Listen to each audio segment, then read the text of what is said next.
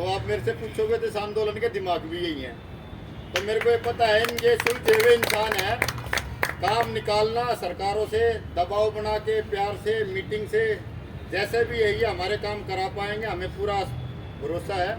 तो डॉक्टर साहब हम आपका फिर दोबारा से धन्यवाद करते हैं और आपको आश्वासन देते हैं कि हम आपके साथ में, आपके संगठन के साथ में जो आप जिम्मेवारी दोगे हम तन मन धन से आपके साथ खड़े रहेंगे। आप भी हमारे बड़े बुजुर्गों को और जो हमारे साथी हैं आप उनको बताएं, जैसे हमने आगे करना होगा, जो आपका आदेश होगा हम करेंगे।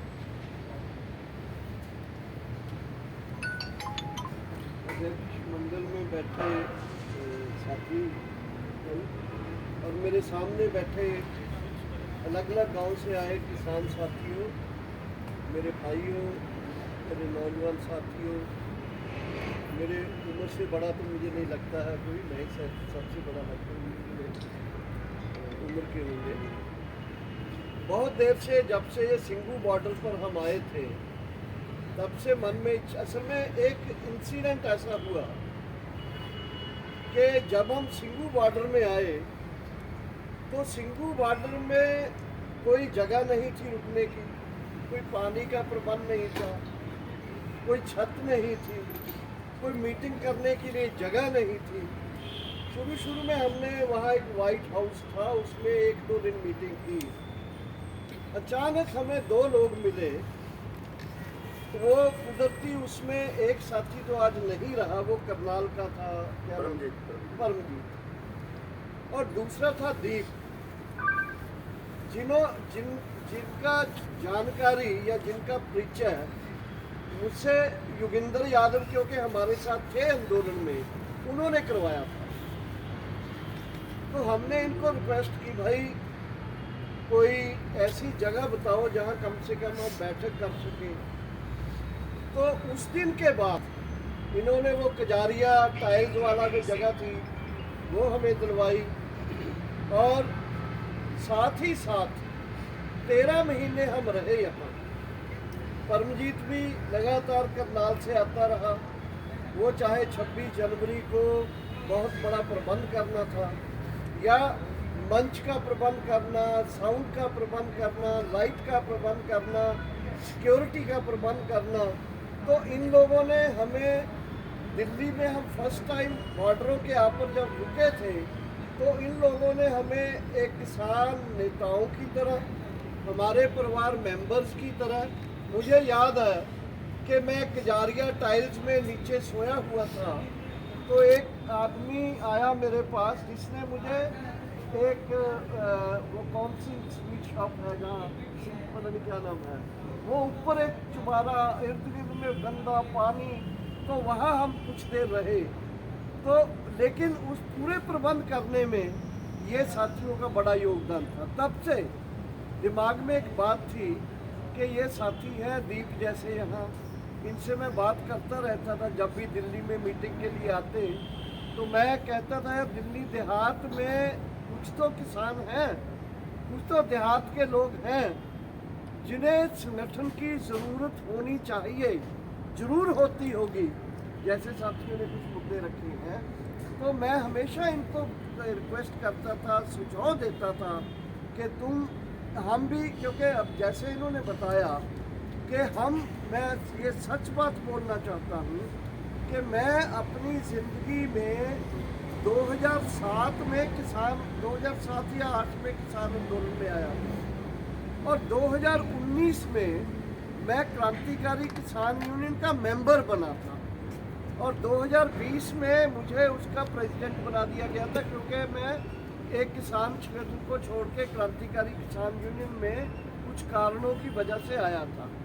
2019 मुझे याद है कि 22 मार्च को जब पूरे देश में कोरोना का कर्फ्यू, लॉकडाउन लगा था, ये 22 मार्च की बात है। 22 मार्च 2020 को हमने तय किया कि हम संगठन को अब चलाएंगे, जिम्मेदारी लेंगे, लेकिन हम रात 21 तारीख को ये सोच के साथियों से बात करके उठे। सुबह जब हम बाहर निकले तो पता चला कि कर्फ्यू लग गया है, लॉकडाउन हो गया।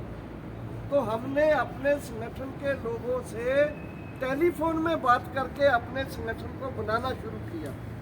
टेलीफोन में करते हुए उससे पहले 2018 की बात है, मुझे याद है 2018 में आपको याद होगा कि जून के 6 जून को मंदसौर मध्य प्रदेश में 6 किसानों को गोली मार दी थी। जो अभी खेती मंत्री हैं हमारे सेंटर के, वो उस समय चीफ मिनिस्टर थे। तो उन्होंने उस समय 6 जून को 2018 को जब गोली लगी 6 किसानों को, तो उस समय एक मीटिंग दिल्ली में बुलाई गई। जिस संगठन से मैं काम करता था, मैं उसकी तरफ से आया, पंजाब से मैं अकेला ही आया था। तो गांधी भवन में जो मीटिंग हुई GPF में, गांधी पीस फाउंडेशन में, उस मीटिंग में काफ़ी लोग आए थे, मंदसौर से भी आए थे। वहाँ एक कमेटी का गठन हुआ। वो कमेटी के गठन ने आगे 2-3 साल 18, 19, 20 2 साल लगातार देश के किसानों को इकट्ठा करने का काम किया, जिसको हम बोलते हैं एक संघर्ष कमेटी बनी। हमने 2 बिल तैयार किए, कर्ज से मुक्ति वाला बिल और MSP का बिल। ये बिल जब हमने तैयार किए दिल्ली में, तब भी बीजेपी की सरकार थी और बीजेपी के साथ दूसरी पार्टियां जितनी भी थी, कांग्रेस, समाजवादी पार्टी, जनता दल या शिवसेना, वो पूरी पार्टियों को इकट्ठा करके 22 पार्टियों को, उस समय मिस्टर यादव थे वो जो जिनका जंतर मंतर में दफ्तर है, जो मर गए हैं अभी, जनता दल यू के थे वो, जनता दल सेकुलर के थे। तो उस समय उनकी शरद यादव के उसमें दफ्तर में बैठक हुई। 22 या 23 पार्टियों की सलाह से वो एक हमने 2 कानून तैयार किए। वो कानून का खरड़ा हमने MPs को दिया 2 को कि इसको रखो। वो सरकार 2019 में दोबारा बदल गई, वो खरड़ा ऐसे ही पड़ा रहा। 2019 के बाद भी हमने कोशिश की, लेकिन 2 बिल पास नहीं हुए। कहना मैं ये चाहता हूँ कि तब तक देश के किसानों की एकता बन चुकी थी, लेकिन अभी भी सैकड़े किसान हमसे अलग थे, सैकड़ों किसान संगठन। तो 2019 में जब दोबारा बीजेपी की सरकार बनी, और 2019 में जैसे मैंने बताया कि 2019 के बाद जैसे ही 2020 में मैं भी एक नए संगठन में चला गया, और जून 2020 में 3 ऑर्डिनेंस, 3 कानून नए लाए गए। जो हमारा ये मानना था, उस समय कोरोना कर्फ्यू लगा हुआ था, हमने वो उसकी गवर्नमेंट के वेबसाइट से वो तीनों ऑर्डिनेंसेस को उसकी कॉपी करके पूरे देश में जितने भी खेतीबाड़ी के एक्सपर्ट से उनको भेजा। उनसे पूछा कि बताइए इसमें क्या किसान के पक्ष में है या विरोध में है।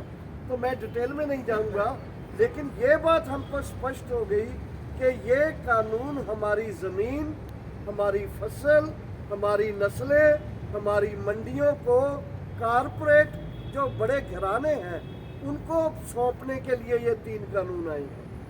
तो उस समय ही मैं जैसे बताया कि मैं अपने संगठन को उस कोरोना लॉकडाउन में, तब हम ये कमेटी जो बनी हुई थी उसकी तरफ से हम पंजाब में एक आंदोलन कर रहे थे। पंजाब में आंदोलन में मुझे याद है कि हमने बाकी मुद्दों के साथ साथ बड़े बड़े ट्रैक्टर मार्च किए, बीजेपी के लोगों को चेतावनी दे दी, उनके घरों के सामने धरने लगा दिए, और 25 सितंबर में पंजाब का बंद किया पूरी तरह। 1 अक्टूबर से हमने कॉल दी कि 1 अक्टूबर से पहले 20 सितंबर को जो पंजाब के कुछ संगठन बाहर थे, राज्यवाल, डल्लेवाल, लखोवाल, कादियाँ, उनका जो मोर्चा था उनको भी हमने साथ ले लिया, और 25 सितंबर का बंद पूरा कामयाब हुआ। और हमने पूरे पंजाब का कोई भी संगठन अब बाहर नहीं था। हरियाणा के गुरनाम सिंह चनूनी से बात हो गई थी, हरियाणा के दूसरे संगठनों से बात हो गई थी जो ऑलरेडी हमारी कमेटी में थे। 1 अक्टूबर में को पंजाब ने हमने 4 मुद्दों को काल दिया, सभी ने मिलकर। नंबर 1, पूरे पंजाब में एक भी टोल प्लाजा पर्ची नहीं काटेगा आज से। नंबर 2, अडानी और अंबानी का कोई भी कारोबार यहाँ चलने नहीं दिया जाएगा। मतलब जितने भी रिलायंस के पेट्रोल पंप थे सबको ब्लॉक कर दिया गया। जितने भी अडानी के स्टोर थे, जितने भी उसके कोई गोडाउन थे, उसके सामने लोग जाके बैठ गए। जितने भी मॉल थे इनके, वो मॉल्स बंद कर दिए गए। 2, तीसरा, कोई भी टेलीफोन की सेवाएं जो है इनकी, उनका बाइकाट किया जाएगा। और चौथा ना तीसरा, जितने भी बीजेपी के लीडर हैं, वो मंत्री हैं या कोई उनके एमपी हैं, उनके घरों के सामने धरना लगेगा। इसके साथ इसका दूसरा हिस्सा था कि किसी भी बीजेपी के लीडर को किसी गांव में आके मीटिंग नहीं करने देंगे। इसका दूसरा हिस्सा। चौथा लास्ट था कि पंजाब में 1 अक्टूबर के बाद कोई भी ट्रेन ना बाहर आएगी ना ट्रेन बाहर निकलेगी, क्योंकि लड़ाई केंद्र से थी। इसलिए 1 अक्टूबर से कोई 45 जगह के ऊपर रेलवे ट्रैक्स के ऊपर पूरा जाम लग गया। तब फिर 8 अक्टूबर को जाके केंद्र सरकार की नींद खुली। उन्होंने हमको बुलाया 2 बार, 2 या 3 बार पंजाब के संगठनों को बुलाया केवल। उस समय एसकेएम नहीं बना था। तो जब हमको बुलाया तो हम मीटिंग में पहली बार बोला कि मंत्री जी आएंगे, सेक्रेटरी ने मीटिंग कर ली, हम बाइकाट करके आ गए। दूसरी बार भी ऐसे ही हुआ, फिर बाइकाट करके आ गए। इसी समय जब हमारा आंदोलन चल रहा था तो 28 अक्टूबर को दिल्ली के गुरुद्वारा रकाबगंज में हमने तमाम संगठनों को बुलाया, जिसमें गुरनाम चंदूनी जी भी आए, जिसमें बाकी लोग भी आए। डल्लेवाल जी अभी, कक्का जी अभी नहीं आए थे। उस समय हमने ऐलान किया कि 26 और 27 नवंबर को दिल्ली मार्च करेंगे। आंदोलन चल रहा है पंजाब में, और 26 और 27 नवंबर मतलब के 1 अक्टूबर से कोई 60-50 दिन बाद दिल्ली की तरफ मार्च करेंगे। ये मार्च करने का जो प्रोग्राम था केवल पंजाब का नहीं था। तब तक इसमें जो कमेटी मंदसौर के बाद बनी थी उसका, और जो संगठन कुछ नए जुड़े थे उनका प्रोग्राम बन गया था। 28 अक्टूबर की बात है ये। तब हमने पूरा ठान लिया था, बल्कि जो भी कोई मध्य प्रदेश में बैठा है उसको फ़ोन पे बुलाना, जो कहीं राजस्थान में बैठे हैं, गुजरात में बैठे हैं, सबसे तालमेल करना। और अंत में 7 नवंबर को हमारी मुलाकात होती है कक्का जी के संगठनों से, जो अलग से एक किसान मजदूर महासंघ बना के अलग से काम कर रहे थे। तो 7 नवंबर को जो हमारा एक बना हुआ था पहले से, उसमें हम गए, हनन मौला जी गए, योगिंदर यादव थे, राज्यपाल थे, गुरनाम चंदूनी थे हमारी तरफ से, और हमने उनके सामने प्रपोजल रखा कि आओ मिलकर दिल्ली की तरफ 26 तारीख को एक साथ चले। पहले वो हिचकिचाए, फिर बाद में सहमति बन गई। उससे पहले हम 5 लोगों की एक कमेटी बना चुके थे, 2 लोग उनके लिए, 7 लोगों का एक कमेटी बन के दिल्ली आंदोलन को लीड करने का तय हो गया। और फिर आधा घंटा हमने चर्चा की कि इसको क्या कोई नाम दे दें या ना दें। आधा पौन घंटा चर्चा के बाद हम पहुँचे इस निर्णय पर कि इसको नाम 7 नवंबर को 7 लोगों की जो कमेटी थी उसको हमने नाम दे दिया संयुक्त किसान मोर्चा 2020। 19 दिन पहले संयुक्त किसान मोर्चा पैदा हुआ 7 नवंबर को। आगे मैं नहीं बोलूँगा क्योंकि आपने 13 महीने का जो आंदोलन है खुद देखा है। लेकिन उसमें जो मुझे आज लगता है कमी ये थी कि हमने जो मुद्दों की जो जैसे रखे, 3 कानून रद्द करो, ये तो पहला मुद्दा था। MSP की गारंटी करो, C2 50% खरीद की लीगल गारंटी करो, ये भी रखा था। प्राइवेट बिजली बिल को वापस लो, ये भी रखा था।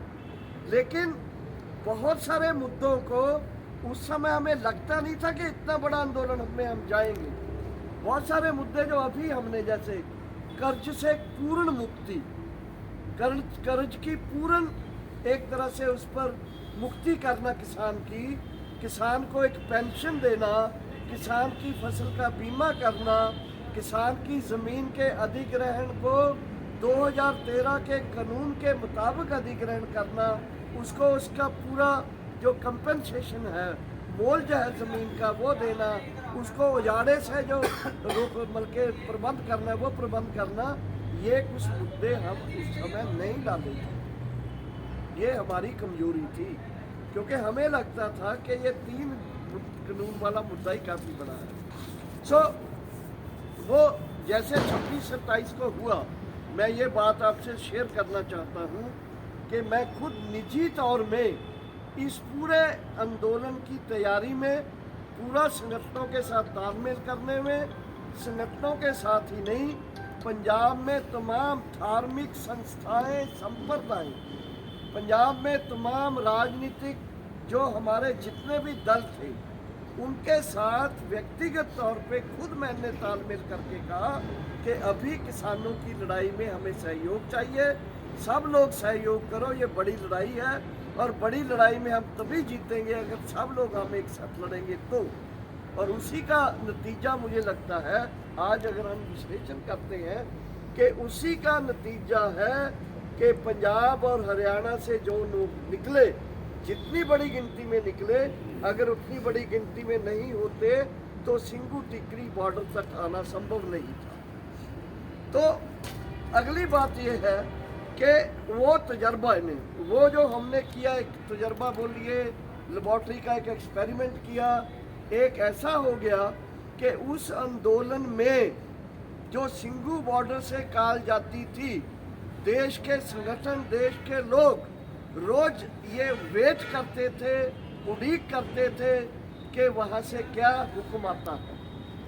वो बंद का हो, वो रेल जाम का हो, वो धरनों का हो, रोड ब्लॉक का हो, वो कुछ भी हो, सिंगू बॉर्डर से जो प्रेस में आती थी बात, उसको मद्रास तक, उसको कलकत्ते तक जनता लागू करती थी। एक बात ये है।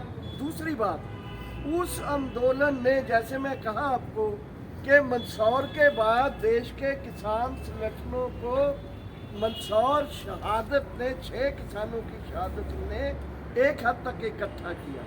और जो 3 कानून लाए मोदी जी, उसने देश के तमाम किसानों को एक झंडे के नीचे इकट्ठा कर दिया।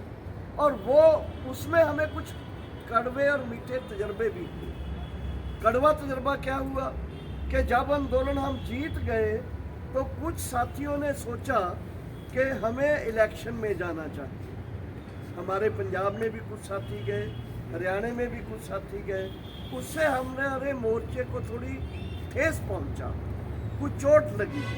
लेकिन मीठे तजर्बे ये हैं कि आज पूरे देश के किसान संगठनों की, किसानों की पहचान और उनकी क्रेडिबिलिटी, जिसको हम बोलते हैं, श्रेय जो उनको इस मोर्चे ने दिलाया, उससे पूरे देश में इनकी ताकत जो है वो सामने आई। अभी मैं 7 और 8 तारीख को बेंगलोर में था। बेंगलोर में हमने देश के 5 प्रांतों की बैठक रखी थी, तेलंगाना, केरला, आंध्र प्रदेश, कर्नाटक और तमिलनाडु। आप हैरान होंगे कि उस बैठक में, क्योंकि वो संयुक्त किसान मोर्चे ने बैठक बुलाई थी, उस बैठक में 98 to 99, 98 से 99% तक हर प्रांत से किसान संगठन आए थे। बड़े पैमाने पर, बड़े लेवल में वो किसान संगठन आए और 350 के करीब उस हाल में 2 दिन चर्चा की और ये तय किया कि संयुक्त किसान मोर्चे की जड़ें जो है नीचे तक लगानी है। ये श्रेय जाता है जो आंदोलन आपके बॉर्डर्स के ऊपर हुआ, जो 13 महीने हुआ, जो संयुक्त किसान मोर्चे का नाम एक पूरी देश में। दूसरी बात, कल ही हम दिल्ली में मीटिंग में थे, दिल्ली में ट्रेड यूनियन के साथ बैठक थी। किसान आंदोलन ने 2020 के बाद देश के तमाम संगठन, जो कर्मचारियों के हैं, जो मजदूरों के हैं, ट्रेड यूनियंस हैं बड़ी बड़ी, उनमें भी एक ये बात मैं, बल्कि हम सिंगू बॉर्डर में जब यहाँ रहते थे 13 महीने, तो बहुत सारे संगठनों के लीडर लोग, बहुत सारे लिखने वाले, गाने वाले, बोलने वाले लोग, वो आके बोलते थे कि आपके आंदोलन ने, अभी हम कहाँ यही कुछ चर्चा कर रहे, जब हम आए अंदर बैठे थे तो 2-3 साथी बोल रहे था, ये साथी के बेटे ने शायद एक ने इलेक्शन लड़ा NSUI का की तरफ से DU का, उस चर्चा में था कि उसका रिजल्ट ही रोक लिया। और उस चर्चा में आ रहा था कि अभी एक तरह का जैसे जबान बंद करके या एक तरह का डिक्टेटरशिप वाला राज जो है वो बन रहा है। तो ये उस समय 2019 में 2020 में जब हम दिल्ली की तरफ आए थे तो इतना डर था लोगों के मन में। लोग कहते ना ना ना, मोदी के खिलाफ शब्दों से मत निकालिए, अमित शाह के खिलाफ मत कोई बात कीजिए। लेकिन उस आंदोलन ने जो बेजुबान थे उनको जुबान दी, जिसकी कलम रुकी हुई थी वो कलम चलने लगी, जिसका दिमाग रुका हुआ था वो दिमाग चलने लगा। कल मैं जो कह रहा हूँ आपको बैठक में, उसके बाद बड़ी बड़ी जो ट्रेड यूनियंस हैं उनमें भी एक माहौल बना है कि संयुक्त किसान मोर्चे के साथ मिलके कोई हम अपने बड़े मुद्दों को लेकर एक ज्वाइंट मिलके एक आंदोलन करें। तो उस आंदोलन के लिए कल एक बैठक हुई, कल को हमारी फिर संयुक्त किसान मोर्चा की ऑल इंडिया की भी बैठक है, उसमें भी कुछ 26 नवंबर के लिए हम निर्णय करेंगे कि कोई बड़े आंदोलन की तरफ बढ़ा जाए। तो मैं ये बात इसलिए रख रहा हूँ आपके सामने, देखिए जब से हमारा आंदोलन पंजाब में संगठनों का बना है, किसान संगठनों की पहचान और ताकत पूरे समाज में बन गई है। हालांकि कुछ चीज़ें हमारे बोलिए कि थोड़ी कड़वी चीज़ें भी सुनने को मिलती हैं। बहुत सारे लोग बोलेंगे ये रोज़ धरना ला के बैठ जाते हैं, रोड ब्लॉक कर लेते हैं, रोज़ कर लेते हैं, ऐसी बातें होती हैं। लेकिन अभी 2 दिन पहले पंजाब में जब पंजाब की मंडियों में धान आना शुरू हुआ तो धान के जो शेलर हैं, शेलर्स में जो चावल था 135 लाख मीट्रिक टन, वो केंद्र सरकार ने उठाया नहीं, जगह नहीं है धान के लिए। जो आड़ती है मंडी में वो कहते हैं हम क्यों खरीदें। तो वो धान के स्टोर जो बने हुए हैं पंजाब में, किसान SKM ने, संयुक्त किसान मोर्चा ने, व्यापारियों ने, आड़तियों ने, शेलर मालकों ने, मजदूरों ने, मंडी के मजदूरों ने मिल के, परसों की बात है, 3 घंटे 12 से 3 बजे तक रोड भी जाम की और रेल भी जाम की। तब लोगों ने नहीं कहा कि ये गलत हो रहा है, क्योंकि इशू ऐसा है, इस तरह जल्दी